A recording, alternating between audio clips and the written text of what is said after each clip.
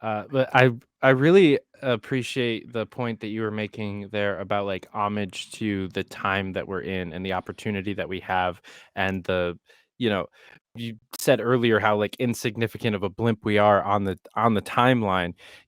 There's been plenty of empire collapses along the history of the US. A bunch of people have been in places during exciting times, but we're in one of those really exciting times. And I think really interestingly, like my generation, we grew up on movies and books like Harry Potter, Percy Jackson, Star Wars is for my generation plus the one before mine. And so we grew up on these like, the youth and the rebels, like overcoming the evil like control state, whether it's the church or the state or the just the bad teachers, whatever thing it is. Like we, especially these last two generations, were raised on that. And I think there's a really interesting correlation there that kind of speaks to this whole conversation where in all of those series is especially like Star Wars or Harry Potter or Percy Jackson, uh the heroes always do something that the other good guys think is bad at the beginning. Like Luke gets laughed at for trying to be a Jedi. Uh, when they start doing like Dumbledore's army in Harry Potter, they're researching a whole bunch of magic that the school would never allow them to be taught. Like they're always step outside of the bounds of normalcy to actually finally overcome the big bad guy.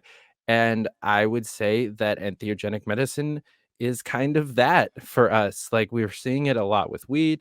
We're now seeing it with stuff like especially psilocybin and MDMA have gotten, I think, the most study and the most like significant. Ketamine is kind of coming up there. There's been a lot of studies there. Like we're really seeing how we can step outside of these mental blocks that we've had for centuries, and we kind of have that special kind of magic or the force, if you will. Think about all these convergences, right? And that's really what you're looking at. I mean, I think you nailed a lot of the pop culture stuff for us. I mean, we were even my generation. I mean, I know I'm probably about a decade older at least, but it's one of those things where growing up was He-Man and GI Joe and Transformers, as cartoons. And now that I've got kids and we've adopted all the comic stuff from the pages of the comics into the actual on-screen type of stuff. Like, you're right, and especially the Harry Potter, like, no doubt about it. Like, you make a tremendous point in terms of when these things start to make sense to others. That's where that bell curve comes along, right? You've got your pioneers, you got your early adopters, and then comes the crowd. And I think we're actually on that uptick right now. And to anybody and everybody that ever fought for the rights of people to consume and enjoy, to take these deep spiritual awakenings with cannabis and psilocybin in this nation.